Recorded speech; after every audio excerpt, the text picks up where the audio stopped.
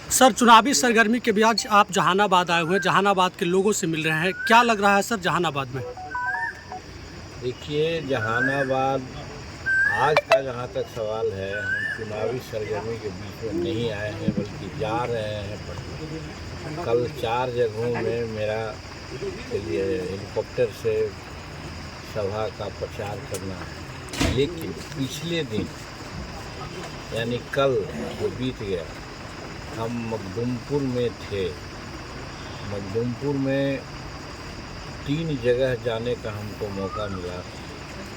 एक तो अंगूर बागान गए, वहाँ लोगों से बात किया, वहाँ कुछ प्रकार की कैजुअलिटी हुई थी, उसी सिलसिले में गए और शेड्यूल कास्ट में महादलित के लोगों से हमने चर्चा की। वहाँ करीब करीब 200-250 घर लोग हैं, तो कह लीजिए कम से कम 1000 वोटर जरूर। उन लोगों के बीच में हमने चर्चा की। फिर वहाँ से हम लोग आए तो मखदुमपुर में पार्टी का चुनाव कार्यालय खुलना था, उसका शुभारंभ हमने ही किया। काफ़ी संख्या में लोग वहाँ उपस्थित थे, वो सबसे भी वार्ता हुई। उसके बाद फिर चले आए मनियारगंज, एक बस्ती है आपको टेहरा में, वहाँ पर एक घर में आग लगी। एक युवक को जला देने का ही प्रयास किया गया था, उसकी सारी संपत्ति जल गई, ध्वस्त हो गई। उसके जो बच्चा देने वाली एक गाय थी, उसकी भी मृत्यु हो गई। वहाँ भी करीब करीब सैकड़ों लोग आ गए थे, वार्ता हुई। उसके बाद फिर हम खलकोचक गाँव में गए। खलकोचक गाँव में हम महादलितों की एक बैठक बुलाए हुए थे, एक निजी घर में, जहाँ लगता है 150-200 के संख्या में महिलाएं और युवक और कुछ वैसे लोग थे जिनका नाम हम नहीं ले सकते हैं, बट वो बहुत कारगर हैं वो लोग चुनाव के संदर्भ में। सबसे हमारी बातें हुई। फिर खलकोचक गांव में भी गए। कथित रूप में ये सुना था कि यहाँ के जो फॉरवर्ड क्लास के लोग हैं, वर्तमान हमारे सांसद और जो चुनाव लड़ रहे हैं चंद्रेश्वर बाबू शायद दुखी हैं। इस बात को लेकर के हम खलकोचक गाँव में गए। खलकोचक गाँव भूमिहारों से प्रभावित बस्ती है, बहुत इम्पोर्टेंट बस्ती है। वहाँ की आवाज़, वहाँ की हवा समस्त मखदुमपुर प्रखंड में, चुनाव क्षेत्र में फैलती है। वहाँ गए। अब ये सब जगह हम गए तो जो सारांश हमने सुनी, ये बात सही है कि हमारे प्रत्याशी चंद्रशेखर प्रसाद चंद्रवंशी के प्रति दिमाग में कुछ बातें हैं कि वो कम आए, लोगों से कम मिले, ये बात की चर्चा है। हम लोगों को समझाने का कोशिश किया और सफल कोशिश किया। सब लोग इस बात से समझ गए। हमने उदाहरण दिया कि 16 अप्रैल को गया में प्रधानमंत्री का आगमन हुआ था, जहां हम चुनाव लड़ रहे थे गया से पार्लियामेंट। उन्होंने साफ कहा था कि चुनाव जीतन मांझी नहीं लड़ रहे हैं, हम नरेंद्र मोदी चुनाव लड़ रहे हैं, हमको वोट दीजिए। यही चर्चा हम सब जगहों में कहा कि हमारे प्रत्याशी चंद्रेश्वर चंद्रवंशी जी में हो सकता है कहीं कहीं कुछ कमी, लेकिन नकारात्मक बात इस रूप में कहीं नहीं आई कि किसी को केस में फंसा दिया, किसी को कोई गलत चीज़ों के लिए पैरवी कर दिया। मतलब कि अगर बनाया किसी को नहीं तो बिगाड़ने का भी काम किसी ने नहीं किया, ये बात भी सामने आई। इसी को बात को लेकर के जो हम कहा कि जब ऐसी बात है तो फिर चुनाव तो अब हमारा नरेंद्र भाई मोदी जी से है और कहा है, तो हमको तो उनको ही वोट देना चाहिए। और हम समझते हैं कि आज के संदर्भ में क्यों वोट देना चाहिए, इसकी भी चर्चा लोगों में हमने किया।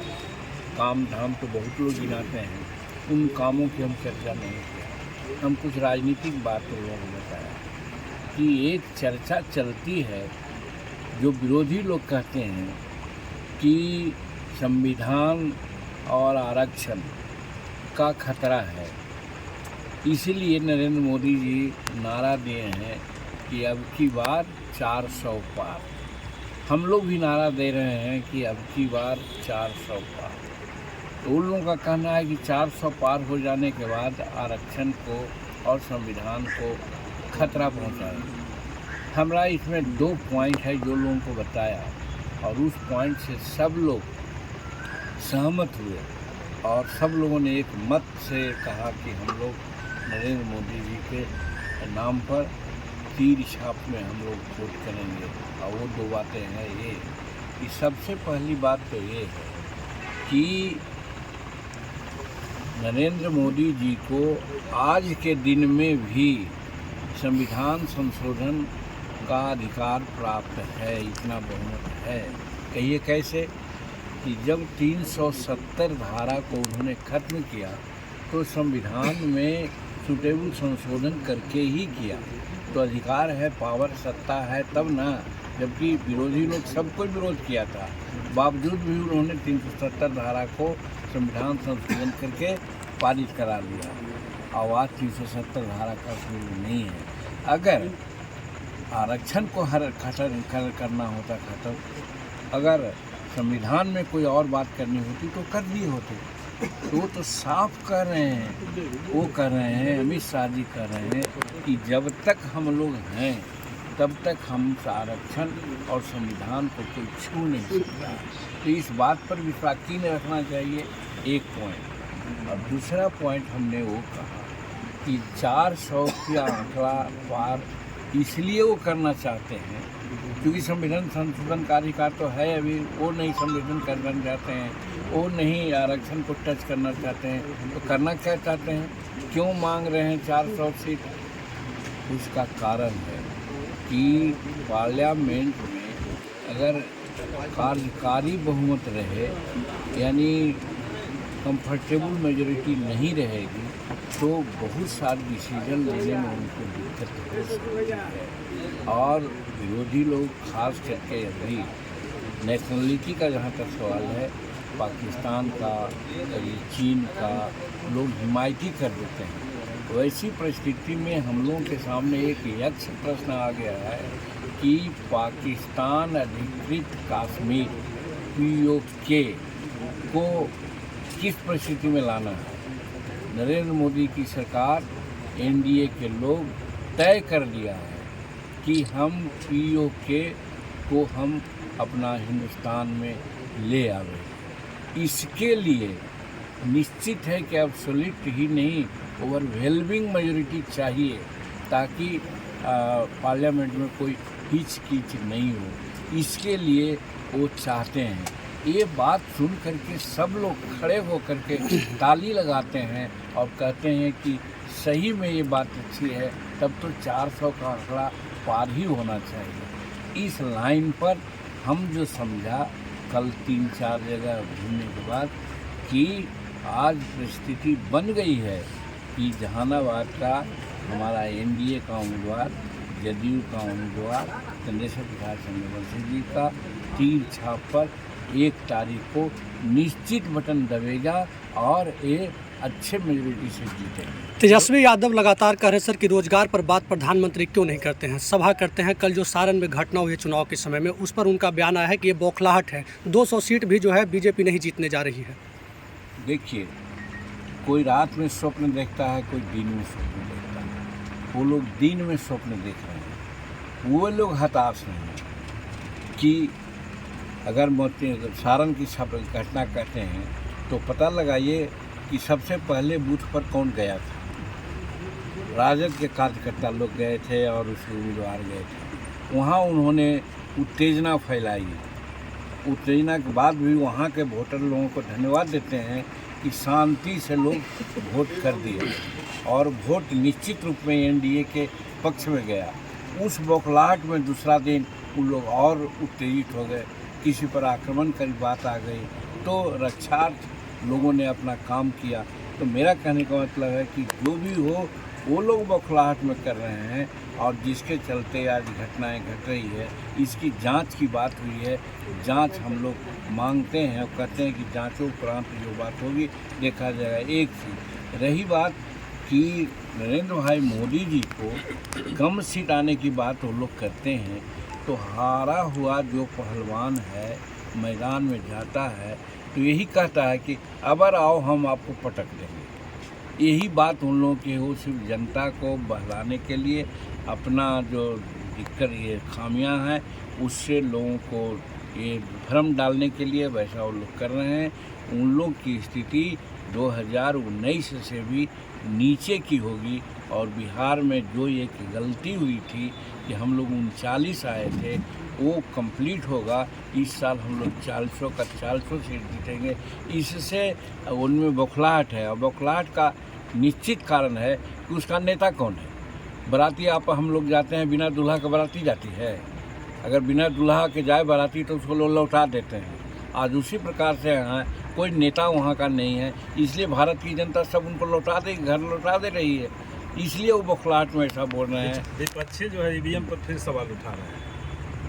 अब सवाल है कि दूसरे राज्यों में वो जीत जाते हैं तो ये ईवीएम ठीक होता है, और जब हार जाते हैं तो ईवीएम खराब होता है। यही तो उन लोगों की दुर्गनी नीति है। कहने का मतलब ईवीएम में कहीं कोई बात नहीं है, पारदर्शिता है, सबके सामने दिखला करके टेस्ट करके बात की गई है।